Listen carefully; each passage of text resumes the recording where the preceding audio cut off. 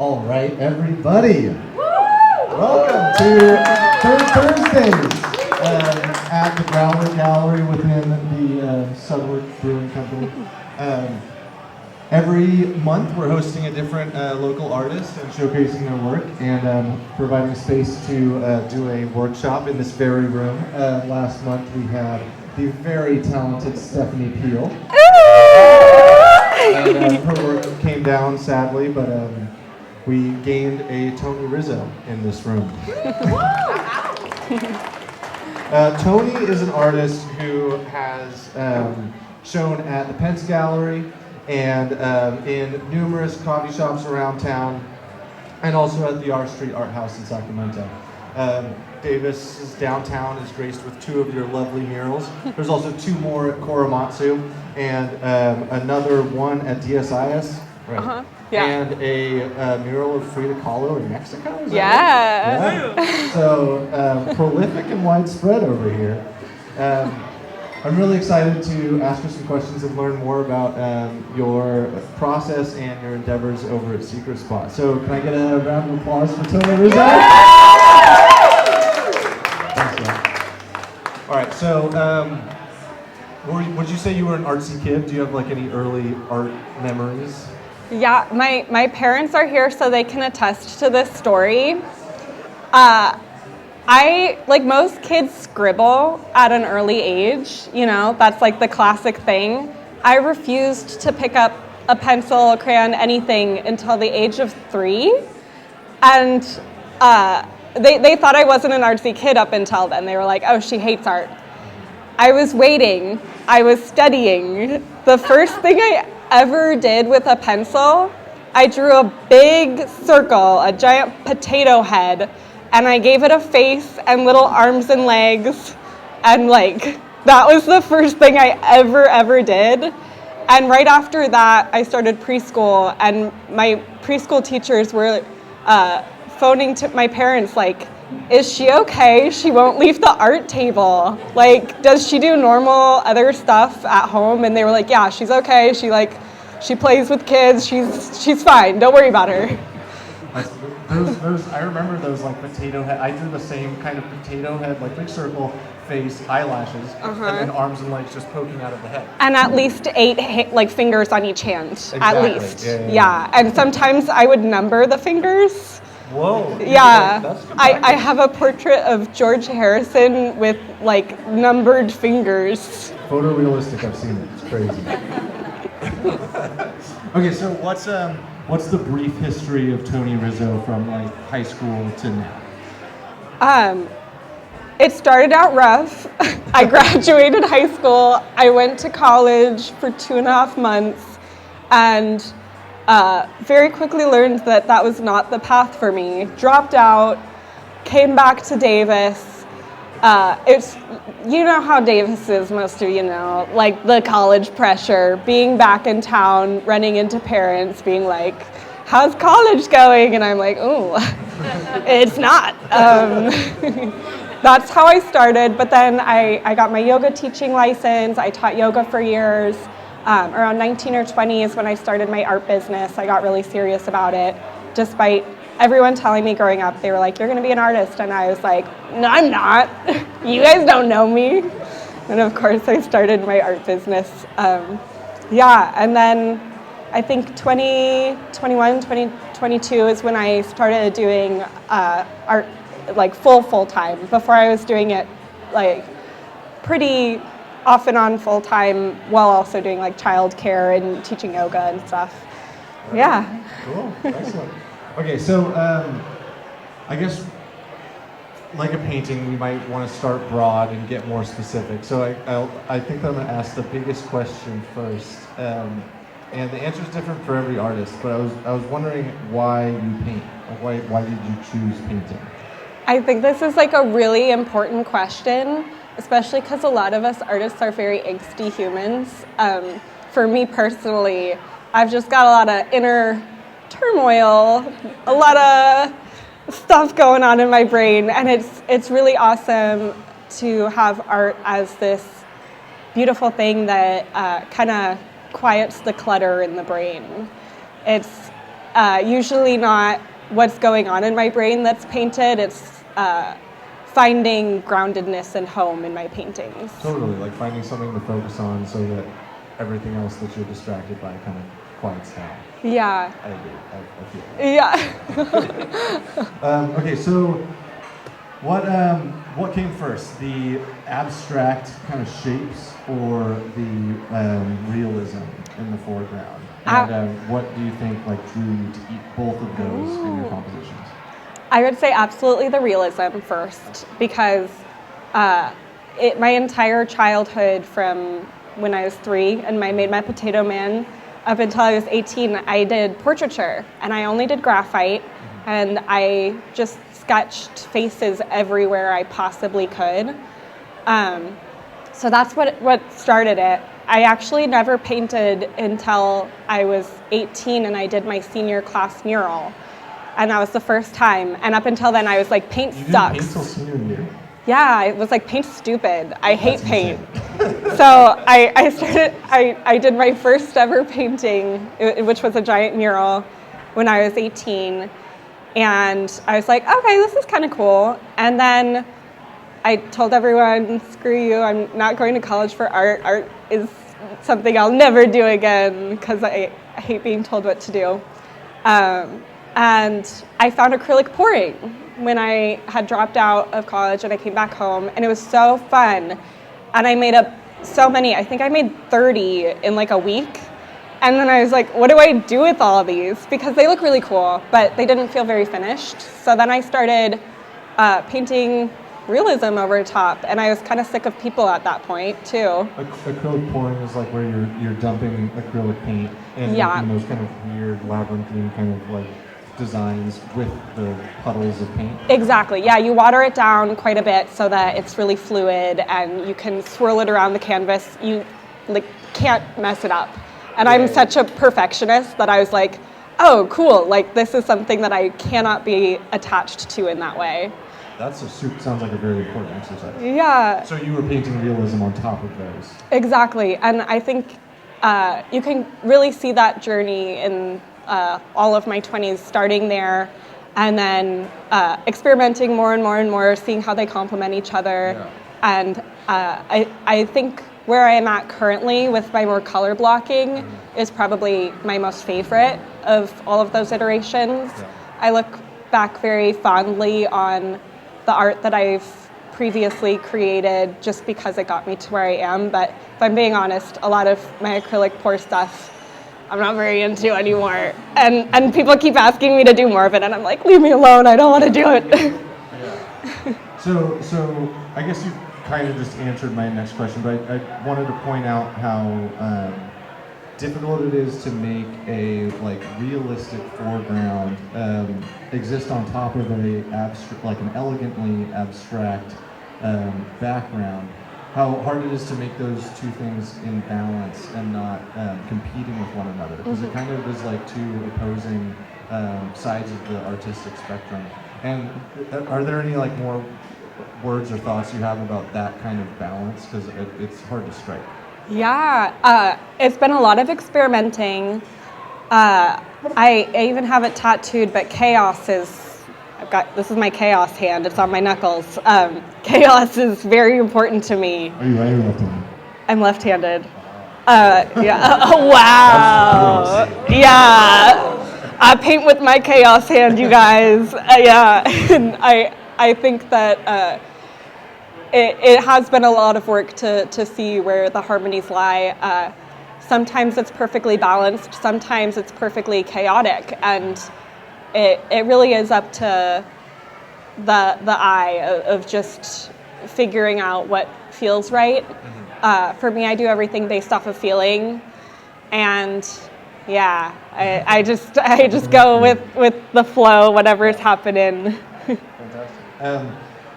So a lot of your paintings have this very deliberate touch of an experienced artist, but also a lot of the like shapes and colors are kind of reminiscent of childhood, and I do not say that disparagingly. Like we all have some of our childish self like in our paintings. I just wanted to know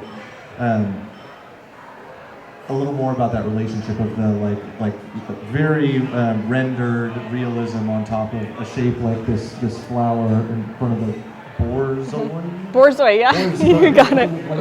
But some of them look kind of like doodles that you do like on the like margins of a worksheet or something. Yeah. What's that relationship all about?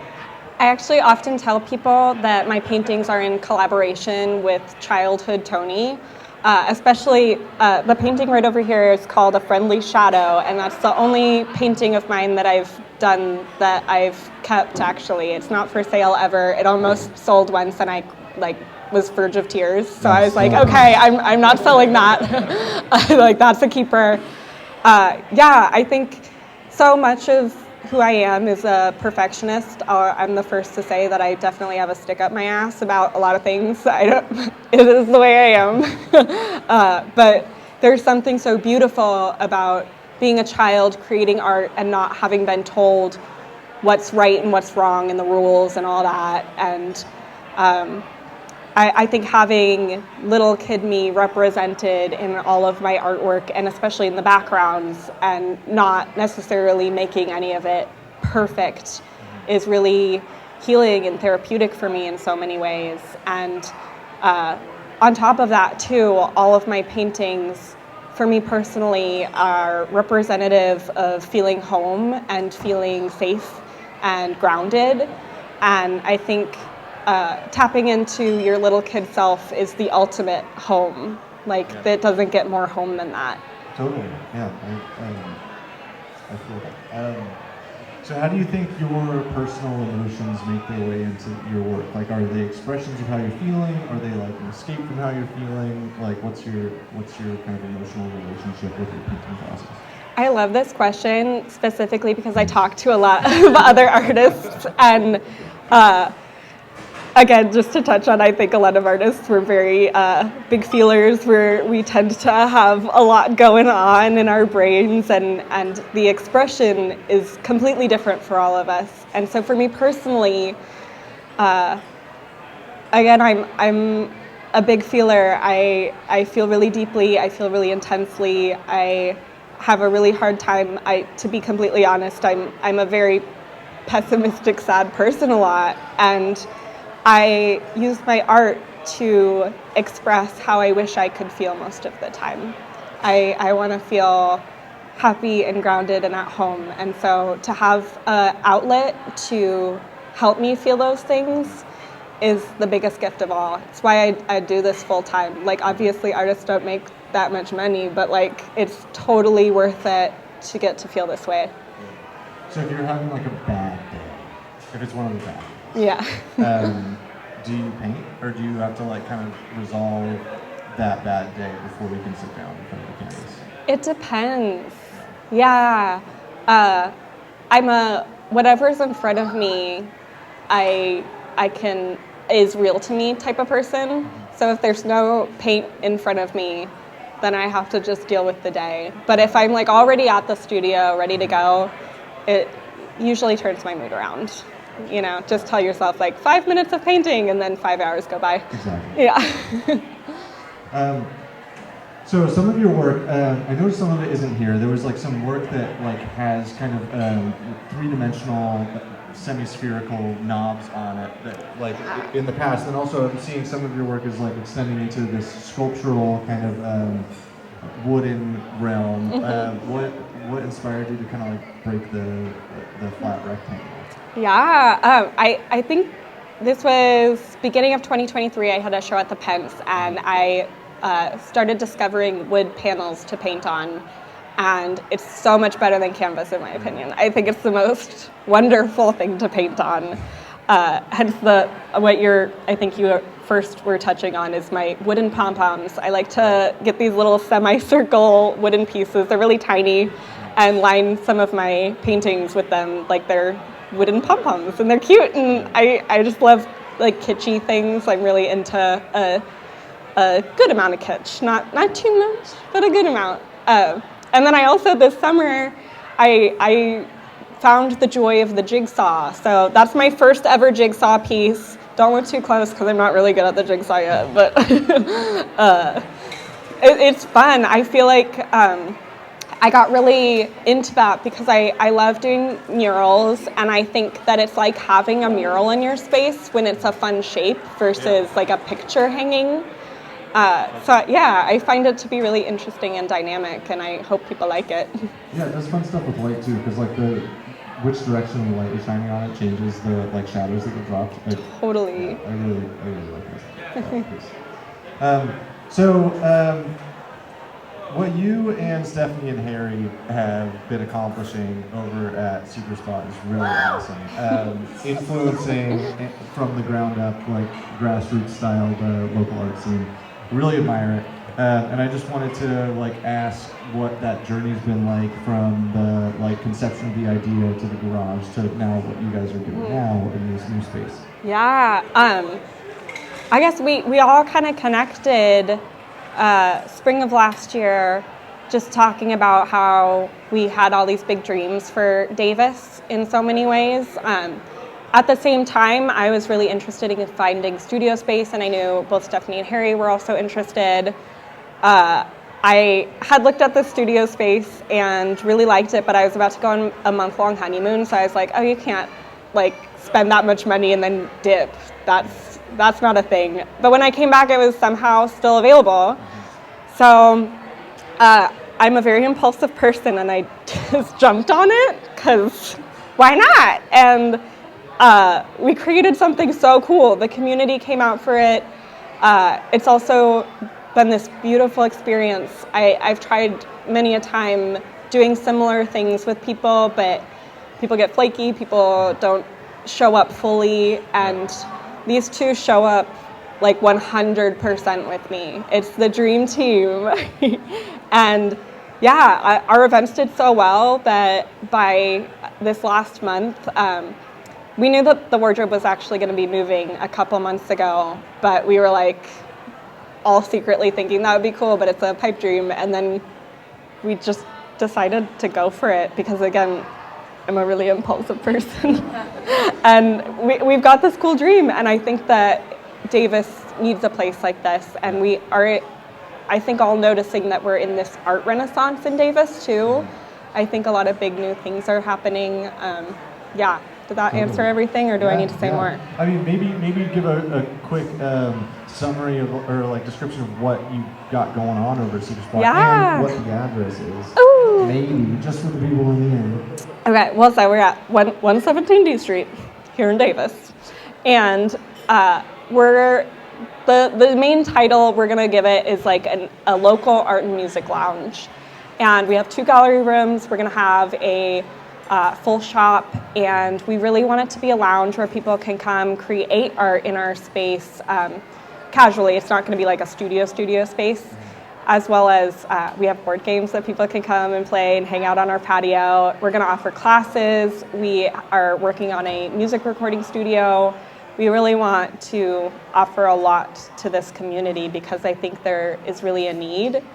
And I also think that there's this whole situation right now of people making art, that's point A. Point B is getting in a gallery, and like, how do you go from point A to point B? You need a stepping stone, and that's Secret Spot. Secret Spot is the stepping stone. Yeah, that's fantastic. Yeah, you guys, everyone, I've seen many of the people here at Secret Spot, but yeah, great little gallery, could use your support. Just getting something off the ground that's gonna be a really good influence on the local art scene. So you're clearly an artist who thrives when you're creating art, like with other people or alongside other people. I was wondering what if you could kind of expand on the importance of community within art. This is a really interesting question for me because I look a lot more social than I am. I love community so much, but yeah, I love sharing space with other artists and talking and having a good time a little bit, but my favorite time is when we're all just like silent with some music on, doing our thing and sharing space in that kind of capacity. Yeah, that's like, I'm gonna steal that. I like that. Parallel play. I'm into parallel play. I love people. I love everything about them. I don't like to talk very much. But I think art and community just goes so hand in hand, and art speaks for itself. That's still a form of communication, and I think we're all communicating through our creation, and sharing space and showing each other our work is huge. Yeah, totally. Yeah, there's an energy that comes off of people who are making art. So if you can just kind of like slip into that wind stream and create art silently next to them, it's like extremely effective. Yeah, I totally agree. So I know you've shown at Pence Gallery and at the Secret Spot and a couple other places around town. What's your take? I know you kind of touched on this before, but can you expand on your take on the like local big art gallery versus like local DIY space ecosystem? Yeah, I think we've been seeing a lot of stuff come up. Even besides Secret Spot, we have the Davis Street Market, and we have a lot of pop-ups going on, whether it be at a venue or at somebody's house. And I think third space, yeah, I think all of this is so important because, again, we've got point A and point B, and point A is somebody making their art and loving it, and point B is usually getting into a gallery or something like that. And it's next to impossible to just get from point A to point B. I really would love to be that stepping stone where the galleries in town can come and see entry-level artists doing their thing and be like, oh my God, look at this amazing stuff, and give new opportunities. I feel like we have a really unique position right now with our foot in the door, especially, I don't know how I got into the Pence, but somehow I made it into the Pence Gallery, and I feel like it flabbergasted me. And to be able to keep my foot in the door, I think is really important because like supporting each other is everything. And I also think right now we're in a situation where like thinking of other businesses as competitors is really outdated.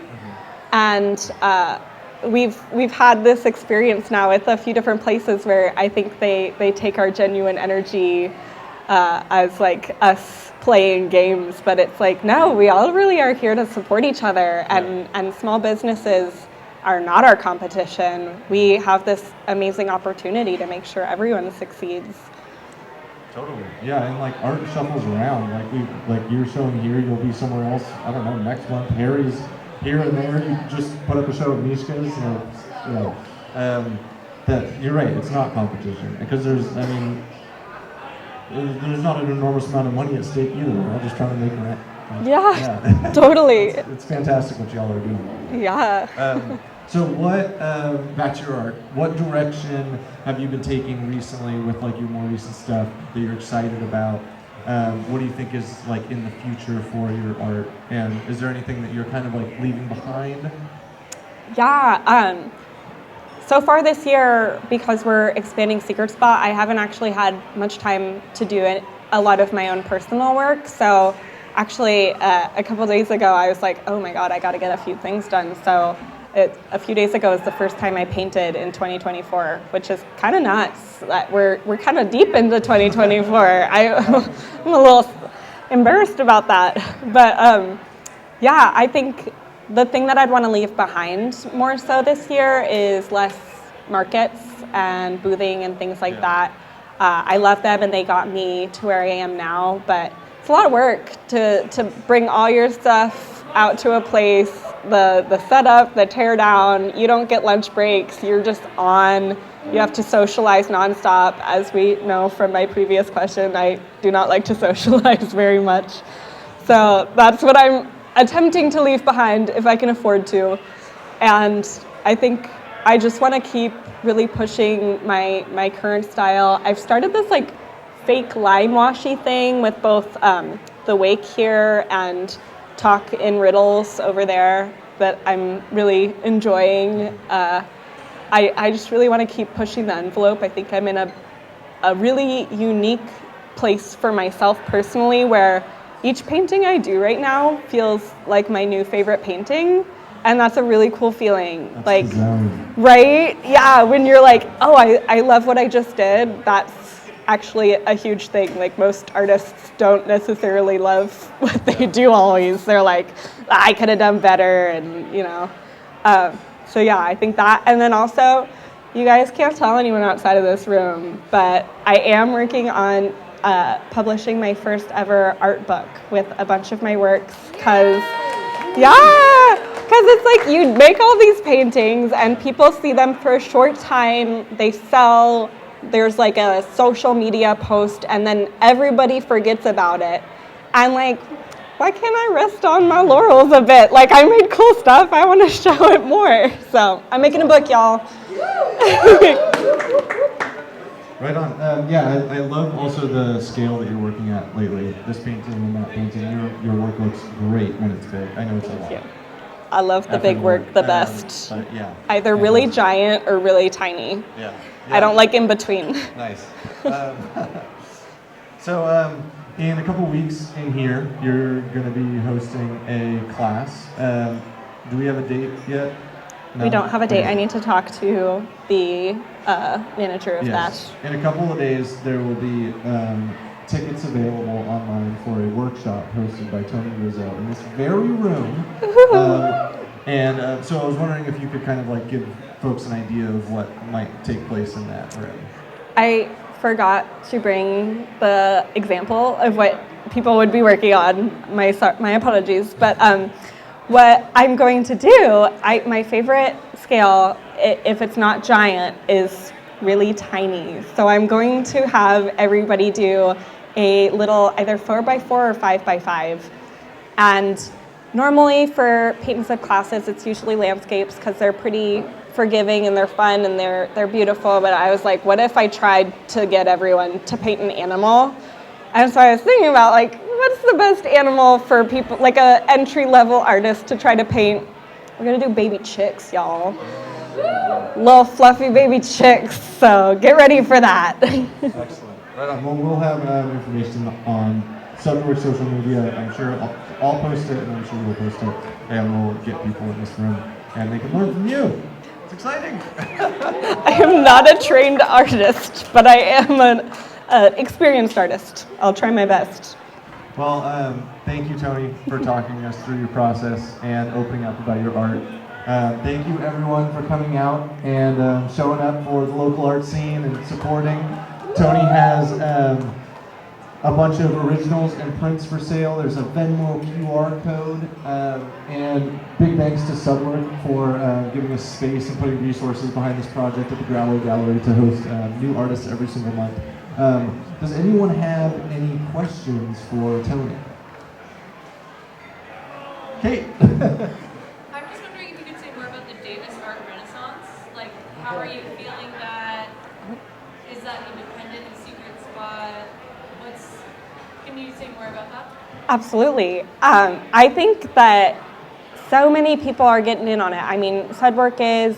So many other like local shops are starting to show works in their space and really giving opportunities to artists, doing receptions. There's been so many awesome markets. People are doing at-home markets in their backyard even. You can really sense it. And also, besides that, there's so many people that create art in this town that I think previously didn't feel like they had opportunities. And we're starting to provide those opportunities. And it's really cool and really beautiful to see that happening. And I've met so many amazing people in just the last couple years of this.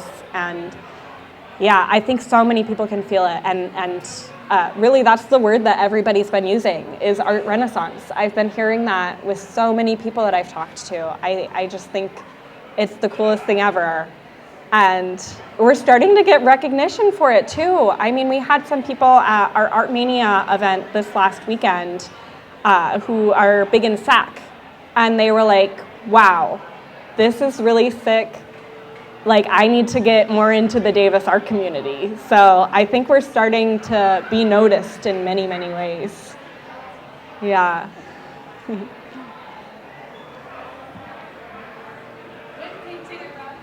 when painting a lot of your favorite animals, do you ever like give them names as you're painting it? Like this is Red the dog, or are they just like unnamed animals in your brain? Like, You know, usually I always call them friend. They're all my little friends. I often actually name a lot of my paintings friend because they're my friends. What else would I call them? Yeah, it's mainly friend. I think every once in a while they get a different kind of name. I think I have a chicken print for sale over there, and she doesn't necessarily have a name, but She's a Star is the title. All of them are superstars. I love all my little creatures. They're so cute.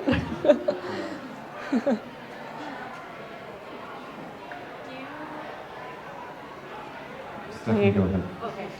Do you have like some sort of vision of what your art will look like in the future? Maybe like 5 years from now? Not at all. I will say one thing I really want to do in the next 5 years. This might be pushing it. I don't know who's gonna let me do it, but I love like a nice Michelangelo ceiling mural. And I'm gonna manifest this, somebody's gonna pay me to do a Michelangelo ceiling mural. I wanna do some sky. I wanna paint some flying pigs. I wanna do something really fun. I'll talk to the folks here. Thank you. Yeah, right in here. That's where I want to do it.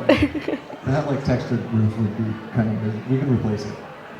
Yeah, With just canvas. totally. I've painted on some really gnarly walls for my murals, so this is easy, piece of cake. We'll get you on some scaffolding, just like lying down like Yes. Michelangelo. Yes. Phenomenal. All right, any other questions? Jonathan? When you find yourself painting something like as big as what's behind you, like, what does that go like? Do you touch it for a couple hours for a few months, or do you pour yourself into it for a few days? Like, what's your process on something that's that hard behind you? Yeah, I'm a pretty obsessive person. I think I have two modes. It's either like pure obsession with a piece, or I've got like 5 pieces going at once. With this piece specifically, we had a show in mind, so it had to be a certain amount done to get a picture in for the show, and then I think we had like really a solid week. It was myself and Harry and Stephanie, we all had the same size canvas, and we called it the Big Show. And yeah, it was like a few days where we were there for like 12 hours every day. It was nuts. I think this was, in a week? yeah. I think it's hard to say how many hours too, because a lot of hours I was just sitting and staring at it. Like, what did I do to myself? Why am I painting 8 birds in black and white? Like, the same color over and over, and the same bird. There's a little blue Yeah. in A little bit of blue, a little bit of yellow. Yeah, no, it was, I'm really happy I did it. But yeah, it was just a little torturous. Thank you. It's called The Wake. It's a very heavy name. Yeah. It makes you feel dead. Yeah. Like, when else are you surrounded by a bunch of vultures? Yeah, literally, vultures have a different name for when they're flying together than when they're eating together. You know how, like, there's a name for groups of animals? And so it's called a wake when vultures are eating together, and that's why it's called the wake. Yeah, and they're all, like, staring at you, so, ooh. This has been Anime Planet. Oh, I've got one more. It's been a little while since I've thought about this one, but I know you used to like to pretty much make your entire painting on your phone. Like, you would oftentimes draw it out with your finger, use little reference photos, cut them out. Do you still do a lot of that, or does it just tend to be like, I've got my one reference photo, but we'll see how it comes out on the canvas? Yeah, I think the only thing I like about technology currently is that I've got this little app. It's the only app I pay for every month. It's called PixArt. It's cool. And I do a digital collage usually. It saves me so much time and energy. I'm able to understand how big I want my subject to be. I usually splice together a lot of parts of the animal to make it exactly the shape and everything that I want. I think reference photos are amazing. A lot of artists that are really traditional hate them, but I think they're really important. I used to do sketches growing up, but yeah, I've got an app that I can edit stuff in under 20 minutes, and I've got my concept, and it's really helpful. Same with projectors. I know a lot of artists are anti-projector, but projectors are really helpful. True. All right, well, thank you so much, Toni. Thanks Yeah, again, thank everybody. you. Can you hear one more time? Thanks for coming, everybody. Tip the bartender. Have a look around. Did I do okay? Thank you. These real quick so Did I do okay? Yes, you did. I want you killed it, babe. You're so cool. You're so smart, eloquent. Really? Yeah, dude, totally. That was I great. felt like